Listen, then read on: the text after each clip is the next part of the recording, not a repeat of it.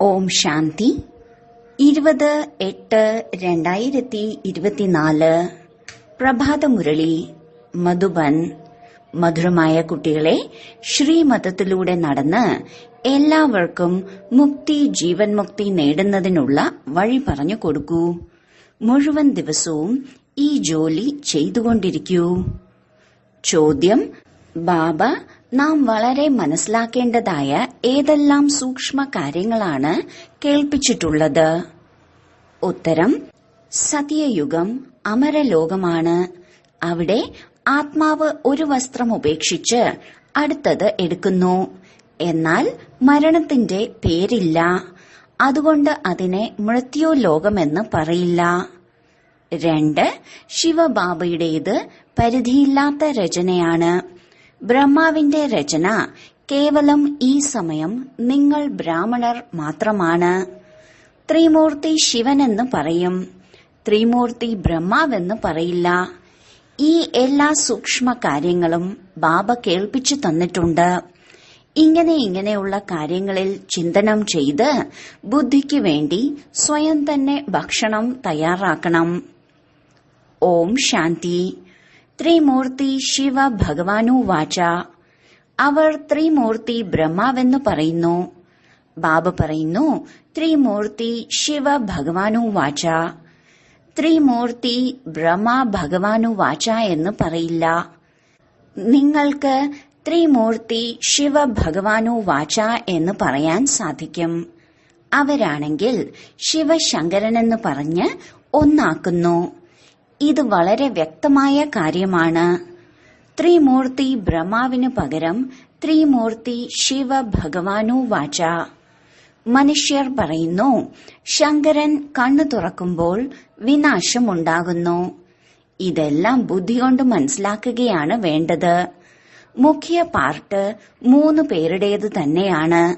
ബ്രഹ്മാവിന്റേതും വിഷ്ണുവിന്റേതും 84 ജന്മങ്ങളുടെ വലിയ പാർട്ടാണ്.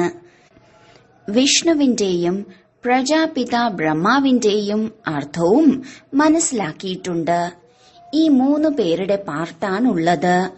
ബ്രഹ്മാവിന്റെ പേര് പാടിയിട്ടുണ്ട്, ആദിദേവൻ ആദാം. പ്രജാപിതാവിന്റെ ക്ഷേത്രവുമുണ്ട്. ഇതാണ് വിഷ്ണുവിന്റെ അഥവാ കൃഷ്ണന്റെ അവസാന 84ാമത്തെ ജന്മം. അവരുടെ പേരാണ് ബ്രഹ്മാവ്.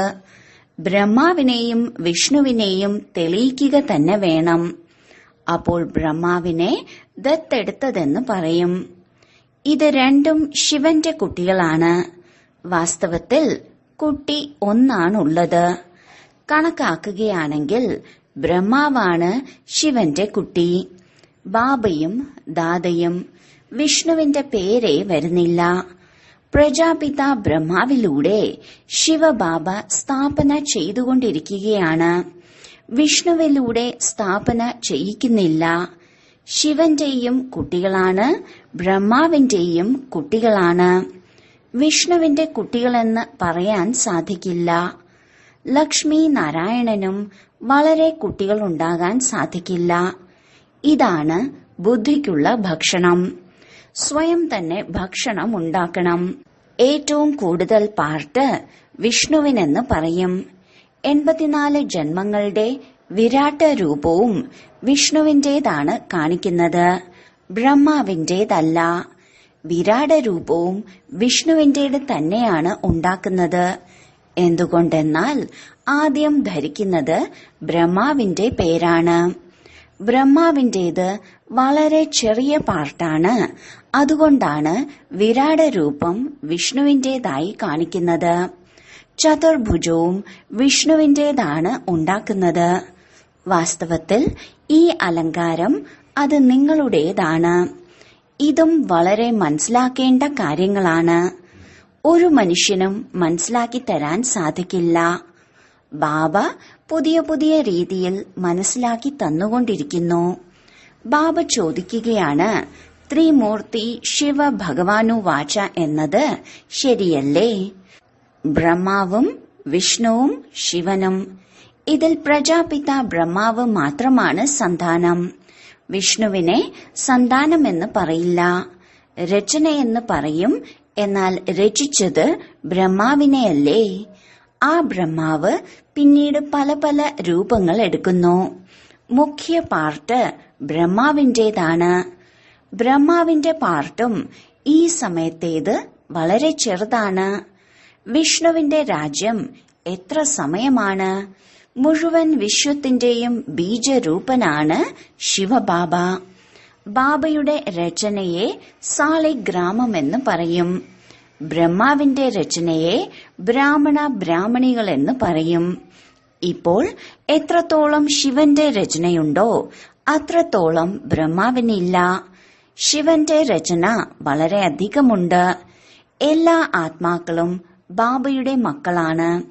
ബ്രഹ്മാവിന്റെ രചനയായി കേവലം നിങ്ങൾ ബ്രാഹ്മണർ മാത്രമാണ് മാറുന്നത്. പരിധിയിലേക്ക് വന്നില്ലേ? ശിവബാബയുടേത് പരിധിയില്ലാത്ത രചനയാണ്. സർവ ആത്മാക്കളും പരിധിയില്ലാത്ത ആത്മാക്കളുടെ മംഗളം ചെയ്യുകയാണ്. ബ്രഹ്മാവിലൂടെ സ്വർഗത്തിന്റെ സ്ഥാപന ചെയ്യുന്നു. നിങ്ങൾ ബ്രാഹ്മണർ തന്നെ പോയി സ്വർഗവാസിയാകും. മറ്റാരെയും സ്വർഗവാസി എന്ന് പറയില്ല. നിർവാണവാസി അഥവാ ശാന്തിധാം വാസി അത് എല്ലാവരുമാണ്. ഏറ്റവും ഉയർന്ന സേവനം അത് ശിവബാബയുടേതാണ്. എല്ലാ ആത്മാക്കളെയും കൊണ്ടുപോകുന്നു. എല്ലാവരുടെയും പാർട്ട് വ്യത്യസ്തമാണ്. ശിവബാബയും പറയുന്നു, എന്റെ പാർട്ടും വ്യത്യസ്തമാണ്. എല്ലാവരുടെയും കർമ്മക്കണക്കുകൾ അവസാനിപ്പിച്ച് നിങ്ങളെ പതീതത്തിൽ നിന്നും പാവനമാക്കി കൊണ്ടുപോകുന്നു. നിങ്ങളിവിടെ പാവനമാകുന്നതിന് വേണ്ടി പരിശ്രമിച്ചുകൊണ്ടിരിക്കുന്നു. മറ്റുള്ള എല്ലാവരും കണക്കെടുപ്പിന്റെ സമയം കർമ്മക്കണക്ക് സമാപ്തമാക്കി പോകും. പിന്നീട് മുക്തിധാമത്തിൽ പോയിരിക്കും. സൃഷ്ടിയുടെ ചക്രത്തിന് കറങ്ങണം. നിങ്ങൾ കുട്ടികൾ ബ്രഹ്മാവിലൂടെ ബ്രാഹ്മണരായി പിന്നീട് ദേവതയാകുന്നു. നിങ്ങൾ ബ്രാഹ്മണർ ശ്രീമതത്തിലൂടെ സേവനം ചെയ്യുന്നു. കേവലം മനുഷ്യർക്ക് വഴി പറഞ്ഞു കൊടുക്കുന്നു. മുക്തിയും ജീവൻ മുക്തിയും നേടണമെങ്കിൽ ഇങ്ങനെ നേടാൻ സാധിക്കും. 2 ചാബിയും കയ്യിലുണ്ട്.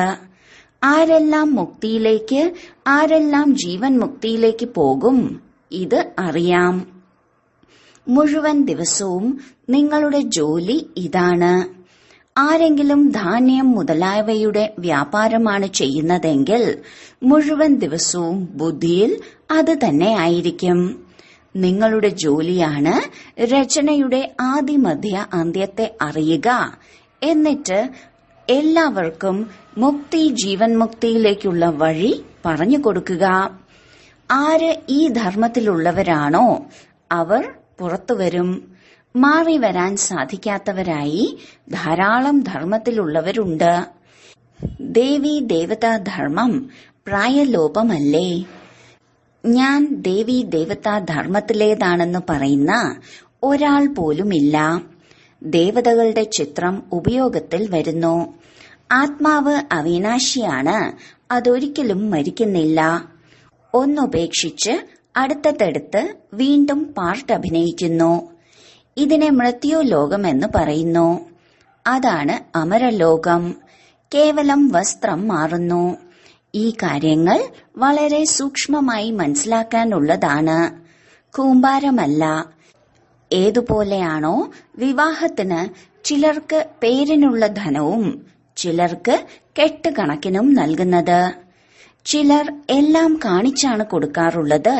ചിലർ പെട്ടിയിൽ അടച്ചു മാത്രമാണ് നൽകാറുള്ളത്. ഏതെല്ലാം തരത്തിലാണ് ഉള്ളത്. നിങ്ങൾക്ക് സമ്പത്ത് ലഭിക്കുന്നത് കെട്ടുകണക്കിനാണ്. കാരണം നിങ്ങൾ എല്ലാവരും വധുക്കളാണ്. ബാബയാണ് വരൻ. നിങ്ങൾ കുട്ടികളെ അലങ്കരിച്ച് വിശ്വത്തിന്റെ ചക്രവർത്തി പദവി സമ്പത്തായി തരുന്നു. വിശ്വത്തിന്റെ അധികാരി ആക്കുന്നു. മുഖ്യമായ കാര്യം ഓർമ്മയുടേതാണ്. ജ്ഞാനം വളരെ സഹജമാണ്. കേവലം അല്ലാഹുവിനെ ഓർമ്മിക്കണം. എന്നാൽ ചിന്തിക്കുമ്പോൾ ഓർമ്മ തന്നെയാണ് പെട്ടെന്ന് ഇല്ലാതാകുന്നത്. പലരും പറയാറുണ്ട്, ബാബ മറന്നുപോകുന്നു. നിങ്ങൾ ആർക്ക് മനസ്സിലാക്കി കൊടുക്കുകയാണെങ്കിലും ഓർമ്മയെന്ന അക്ഷരം പറയൂ. യോഗമെന്ന അക്ഷരം തെറ്റാണ്. ടീച്ചർക്ക് വിദ്യാർത്ഥിയുടെ ഓർമ്മ ഉണ്ടായിരിക്കും. പരമാത്മാവാണ് അച്ഛൻ. നിങ്ങൾ പരമാത്മാവ് സുപ്രീമല്ല, നിങ്ങൾ പതീതരാണ്. ഇപ്പോൾ ബാബയെ ഓർമ്മിക്കൂ. ടീച്ചറെ, അച്ഛനെ, ഗുരുവിനെ ഓർമ്മിക്കാറുണ്ട്. ഗുരുക്കന്മാർ ഇരുന്ന് ശാസ്ത്രം കേൾപ്പിക്കും, മന്ത്രം നൽകും. ബാബയ്ക്ക് ഒരു മന്ത്രം മാത്രമാണുള്ളത്, മന്മനാ ഭവ. പിന്നീട് എന്താകും? മധ്യാജി ഭവ. നിങ്ങൾ വിഷ്ണുപുരിയിലേക്ക് പോകും. നിങ്ങളെല്ലാവരും രാജാവും റാണിയും ആകില്ല. രാജാവും റാണിയും പിന്നീട് പ്രജകളും ഉണ്ടായിരിക്കും. അതുകൊണ്ട് മുഖ്യമായുള്ളത് ത്രിമൂർത്തിയാണ്. ശിവബാബയ്ക്ക് ശേഷം ബ്രഹ്മാവ്. അവർ പിന്നീട് മനുഷ്യ സൃഷ്ടി അഥവാ ബ്രാഹ്മണരെ രചിക്കുന്നു. പിന്നീട് ബ്രാഹ്മണരെ ഇരുന്ന് പഠിപ്പിക്കുന്നു. ഇത് പുതിയ കാര്യമല്ലേ? നിങ്ങൾ ബ്രാഹ്മണരും ബ്രാഹ്മണികളും സഹോദരിയും സഹോദരനുമാണ്. വൃദ്ധരും പറയും, ഞങ്ങൾ സഹോദരീ സഹോദരന്മാരാണ്. ഇത് ഉള്ളിൽ മനസ്സിലാക്കണം. ആരോടും വെറുതെ ഇങ്ങനെ പറയരുത്. ഭഗവാൻ പ്രജാപിത ബ്രഹ്മാവിലൂടെ സൃഷ്ടി രചിച്ചെങ്കിൽ സഹോദരിയും സഹോദരനുമായില്ലേ? എപ്പോൾ ഒരു പ്രജാപിത ബ്രഹ്മാവിന്റെ മക്കളാണോ? ഇത് മനസ്സിലാക്കേണ്ട കാര്യങ്ങളാണ്. നിങ്ങൾ കുട്ടികൾക്ക് വളരെ സന്തോഷമുണ്ടായിരിക്കണം. നമ്മളെ പഠിപ്പിക്കുന്നത് ആരാണ്? ശിവബാബ, ത്രിമൂർത്തി ശിവൻ. ബ്രഹ്മാവിന്റേതും വളരെ കുറച്ചു സമയത്തെ പാർട്ടാണ്. വിഷ്ണുവിന്റെ സത്യയുഗി രാജധാനിയിൽ 8 ജന്മം പാർട്ട് നടക്കുന്നു. ബ്രഹ്മാവിന്റേത് ഒരൊറ്റ ജന്മത്തെ പാർട്ടാണ്. വിഷ്ണുവിന്റെ പാർട്ടാണ് വലിയതെന്ന് പറയും. ത്രിമൂർത്തി ശിവനാണ് മുഖ്യം. പിന്നീട് വരുന്നത് ബ്രഹ്മാവിന്റെ പാർട്ടാണ്. അദ്ദേഹം നിങ്ങൾ കുട്ടികളെ വിഷ്ണുപുരിയുടെ അധികാരി ആക്കുന്നു. ബ്രഹ്മാവിൽ നിന്ന് ബ്രാഹ്മണൻ, പിന്നെ ദേവതയാകുന്നു. അപ്പോൾ ഇത് അലൗകിക അച്ഛനായി. ഈ അച്ഛൻ കുറച്ചു സമയമാണുള്ളത്. അവരെയാണ് ഇപ്പോൾ മാനിക്കുന്നത്. ആദിദേവൻ, ആദാമും ബീബിയും. ഇവരില്ലാതെ എങ്ങനെ സൃഷ്ടി രചിക്കും? ആദിദേവനും ആദിദേവിയും ഇല്ലേ? ബ്രഹ്മാവിന്റെ പാർട്ടും കേവലം സംഗമയുഗത്തിലാണ് ഉള്ളത്.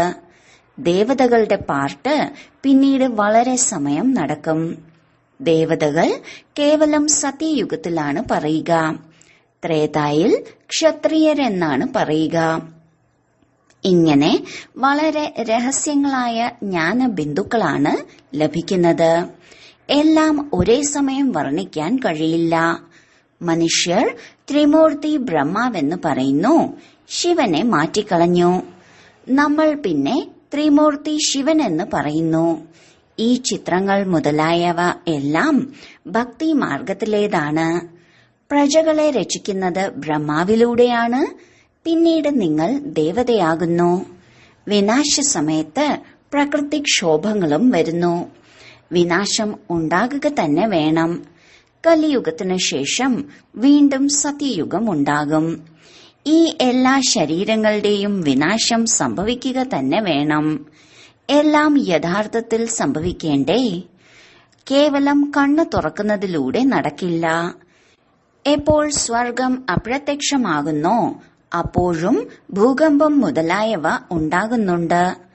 എങ്കിലെന്താ, അപ്പോഴും ശങ്കരൻ കണ്ണിങ്ങനെ തുറക്കുന്നുണ്ടോ?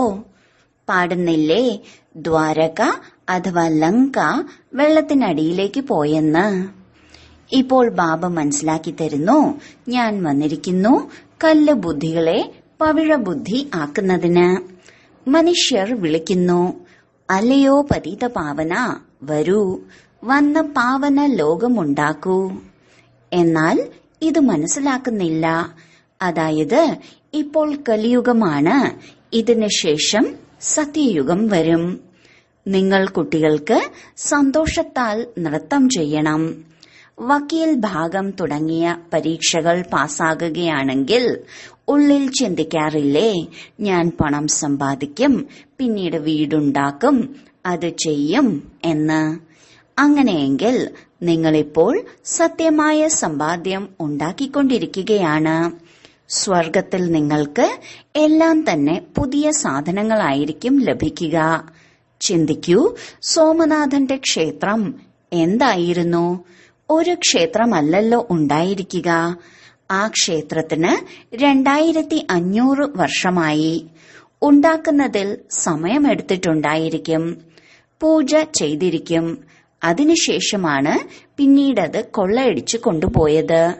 പെട്ടെന്ന് തന്നെ വന്നിരിക്കില്ലല്ലോ. ധാരാളം ക്ഷേത്രങ്ങൾ ഉണ്ടായിരിക്കും. പൂജിക്കാൻ വേണ്ടിയാണ് ക്ഷേത്രങ്ങൾ ഉണ്ടാക്കിയത്. ഇപ്പോൾ നിങ്ങൾക്കറിയാം, നമ്മൾ ഓർമ്മിച്ചോർമ്മിച്ച് ഗോൾഡൻ ഏജിലേക്ക് പോകും. ആത്മാവ് പവിത്രമാകും. പരിശ്രമം ചെയ്യണം. പരിശ്രമിക്കാതെ കാര്യം നടക്കില്ല. പാടിയിട്ടുമുണ്ട് സെക്കൻഡിൽ ജീവൻ മുക്തി. എന്നാൽ അങ്ങനെ ലഭിക്കുകയൊന്നുമില്ല. ഇത് മനസ്സിലാക്കി തരികയാണ്. കുട്ടികളാവുകയാണെങ്കിൽ തീർച്ചയായും ലഭിക്കും. നിങ്ങളിപ്പോൾ മുക്തിധാമത്തിലേക്ക് പോകുന്നതിന് വേണ്ടി പരിശ്രമിച്ചുകൊണ്ടിരിക്കുകയാണ്. ബാബയുടെ ഓർമ്മയിൽ ഇരിക്കേണ്ടതായിയുണ്ട്. ദിനം പ്രതിദിനം ബാബ നിങ്ങൾ കുട്ടികളുടെ ബുദ്ധി ശുദ്ധമാക്കുന്നു. ബാബ പറയുന്നു, നിങ്ങളെ വളരെ വളരെ രഹസ്യമായ കാര്യങ്ങളാണ് കേൾപ്പിക്കുന്നത്. മുൻപ് ഈ കാര്യങ്ങൾ കേൾപ്പിച്ചിരുന്നില്ല. അതായത് ആത്മാവ് ബിന്ദുവാണ്, പരമാത്മാവ് ബിന്ദുവാണ് എന്ന് പറയും. ആദ്യം എന്തുകൊണ്ട് ഇത് പറഞ്ഞില്ല? ഡ്രാമയിൽ ഇല്ലായിരുന്നു. ആദ്യം തന്നെ നിങ്ങളെ ഇത് കേൾപ്പിക്കുകയാണെങ്കിൽ നിങ്ങൾക്ക് മനസ്സിലാക്കാൻ സാധിക്കില്ല. പതുക്കെ പതുക്കെ മനസ്സിലാക്കി തന്നുകൊണ്ടിരിക്കുന്നു. ഇതാണ് രാവണ രാജ്യം. രാവണ രാജ്യത്തിൽ എല്ലാവരും ദേഹ അഭിമാനികളാകുന്നു. സത്യുഗത്തിലുള്ളത് ആത്മ അഭിമാനികളാണ്. സ്വയത്തെ ആത്മാവെന്നറിയും. എന്റെ ശരീരം വലുതായിരിക്കുന്നു. ഇപ്പോൾ ഇത് ഉപേക്ഷിച്ച് വീണ്ടും ചെറുതെടുക്കണം. ആത്മാവിന്റെ ശരീരം ആദ്യം ചെറുതായിരിക്കും, പിന്നീട് വലുതാകുന്നു. ഇവിടെയാണെങ്കിൽ ചിലരുടെ ആയുസ് എത്രയാണ്, ചിലരുടേത് എത്രയാണ്? ചിലരുടെ അകാല മൃത്യു സംഭവിക്കുന്നു. ചിലരുടെ ആയുസ് 125 വർഷമായിരിക്കും.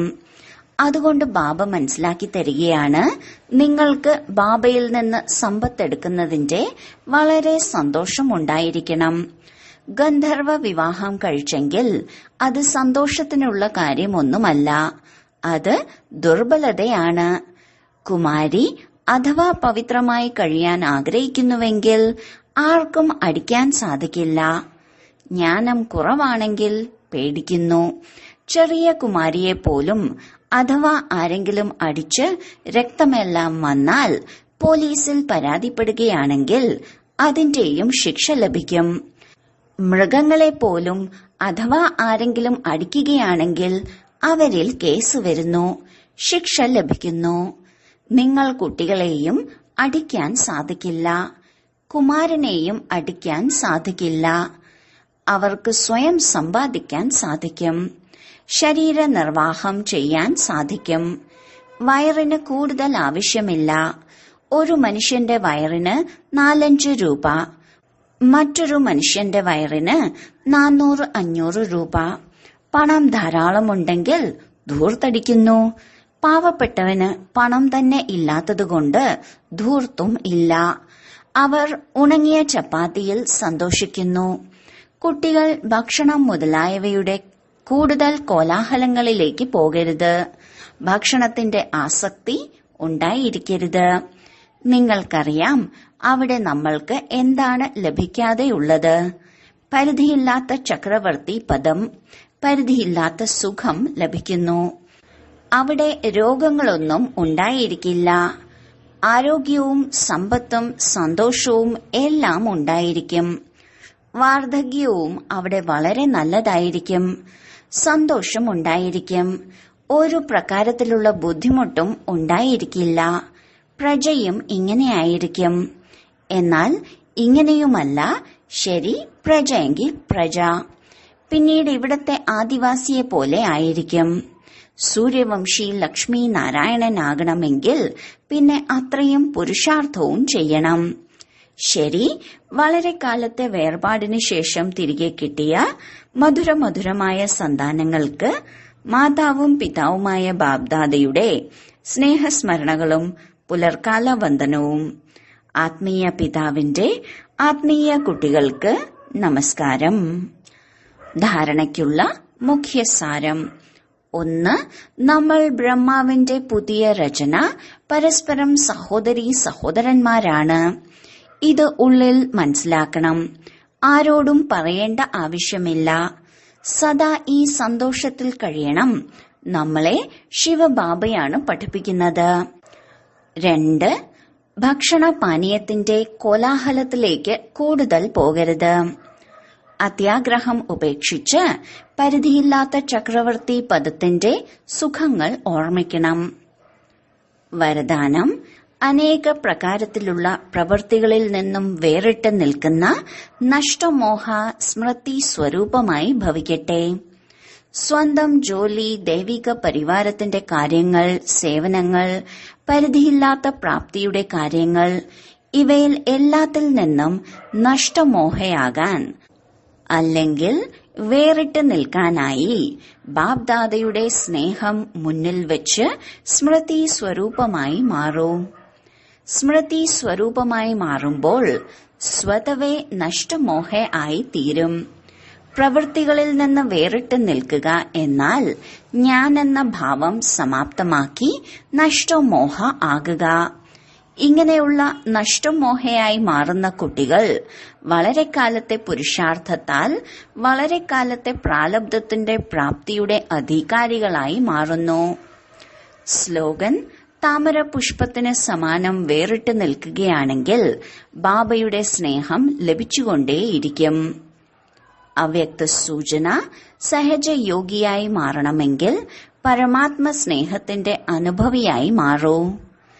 ആരാണോ നമ്പർ 1 ഇയാമ്പാറ്റകൾ, അവർ സ്വയം ദേഹാഭിമാനത്തിനെയോ രാത്രിയെയോ പകലിനെയോ വിശപ്പിനെയോ ദാഹത്തിനെയോ തന്റെ സുഖ സൗകര്യങ്ങളെയോ വിശ്രമത്തിനോ അങ്ങനെ ഒരു കാര്യത്തിനെയും ആശ്രയിക്കില്ല.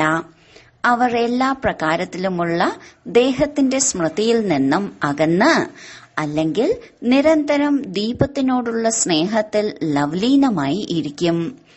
എങ്ങനെയാണോ ദീപം ജ്യോതി സ്വരൂപവും ലൈറ്റ് മൈറ്റ് സ്വരൂപത്തിലുമുള്ളത്, അതുപോലെ ദീപത്തിനു മുന്നിൽ സ്വയം ലൈറ്റ് മൈറ്റ് സ്വരൂപമായി മാറുന്നു.